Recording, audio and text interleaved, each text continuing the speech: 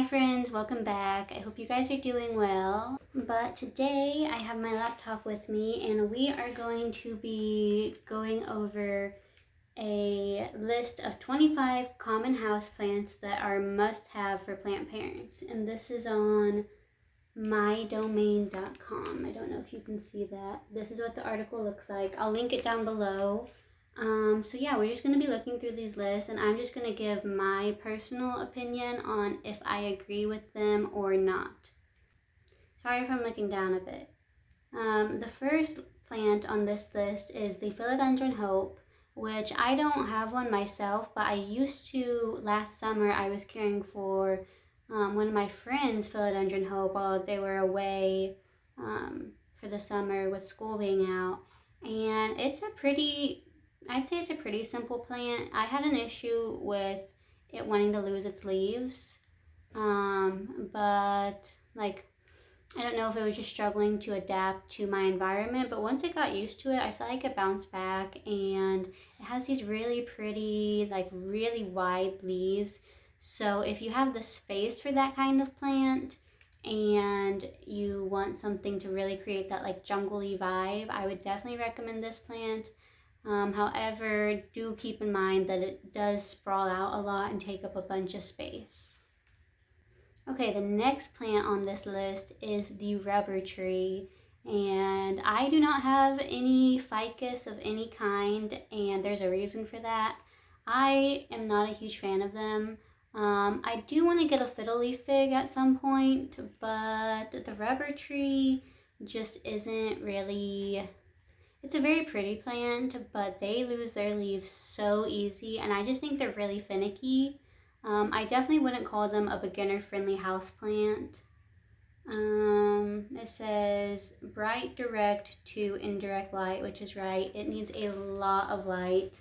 But at the same time, I've noticed that they burn as well, so you kind of have to get just the right amount of light for them. So definitely not a plant that I would recommend to many people. It is a kind of a cool like tree kind of plant, which I like, but especially if you're a beginner to houseplants, I wouldn't recommend this. Okay, this next plant is the Swiss cheese plant, as it's calling it, also known as Monstera Adansonii. I really like this plant. I have one in my terrarium. I just like Monsteras in general. I think they're really easy, good, beginner-friendly houseplants. Why is the lighting changing so much? Yeah, I think they're really good beginner-friendly houseplants. You can grow them trailing, you can grow them climbing. They really don't require a lot, so this plant I would definitely agree with. Okay, the next plant we're going to talk about is the English ivy, which it's a really pretty plant. It's good for trailing. Obviously, like people have it climbing on their walls a bunch and it grows really quick, which I like. But I do not have any of these because they are spider mite magnets. I've had one before and I've actually had a couple and they've all gotten spider mites. Either they've come home with spider mites or they get them like a week later and they just don't do very well for me. It says on this website not to overwater them, but I find that they need a lot of water, so I wouldn't recommend that if you're an underwaterer. And I also just wouldn't recommend it in general just because of the spider mite problem. Okay, next the mass cane plant, also known as Jasmine dorado. I think that's it. Dorado. Jasmine dorado, or the mass cane plant. I really like the look of these plants. I've had one once that Wade got for me, but it died not because of anything that I really did or any fault of the plant, but Wallace got up there and peed in the soil. So there's that. But it's a really pretty and it was a really easygoing plant. It didn't require a lot of water. It grows kind of slow, I noticed, at least in the spot that I had it in. But it was a really easy plant other than that. So it's definitely something I would recommend if you want that like tropical palm kind of vibe. So yeah, if you take good care of it, it's a really pretty easygoing houseplant.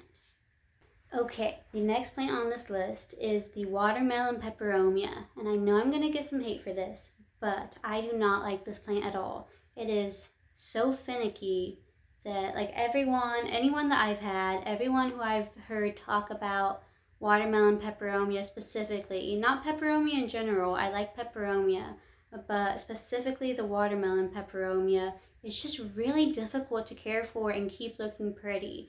Like you buy it in like this cute little pot and it's all full and bushy, and then a couple weeks later it's just like nothing.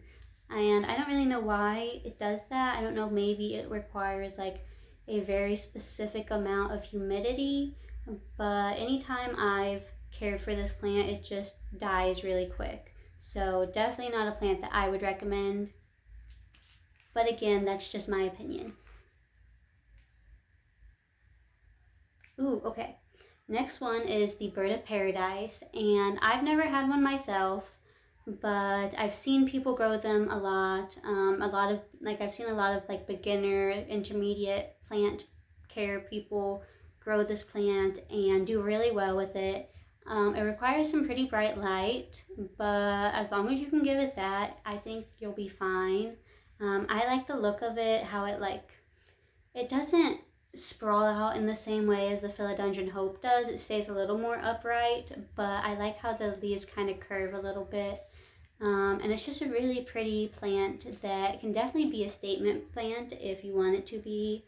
I imagine if I ever had one, I would want it like right in the middle of some like really big window where you can get some good light and just kind of like fill out the space a lot. So yeah, I would recommend this for really anybody who is interested in a plant that has that growth pattern.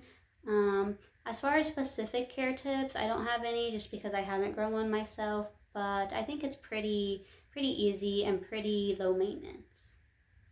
Monstera Deliciosa. We already talked about Monstera. I recommend Monstera for anybody. Maybe not the variegated varieties because those are a little more finicky, but just a regular Monstera Deliciosa I would definitely recommend. Okay, the golden pothos. I'm just going to brush through this one. I love golden pothos. You guys already know this. I just posted a short of all of my pothos that I have. They're super easy. You can get them really inexpensive. They grow really quick. They don't need a lot of water. They don't need a lot of light. They're just really easy plants. A majority of the time you'll see them trailing, but you can also grow them climbing, and they get some pretty decent sized leaves if you put them on a moss pole or something.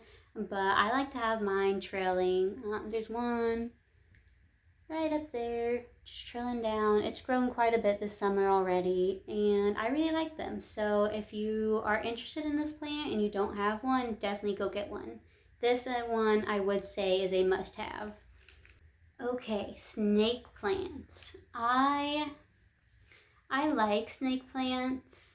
I have two of them. I have my really big one over in the corner, and I have a really small one. They're really just like I like my big snake plant I have just because of how big it is, that it's kind of like it fills out the space it's in really well, but it also doesn't need like any attention.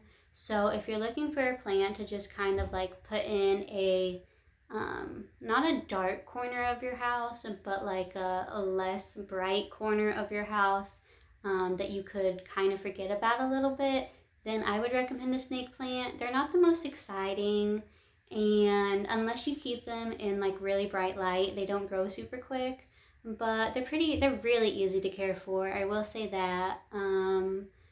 But they're just not the most exciting, so I wouldn't exactly say they're a must-have, but again, just my opinion. Some people really love snake plants, so really it just kind of depends on the type of plant that you want.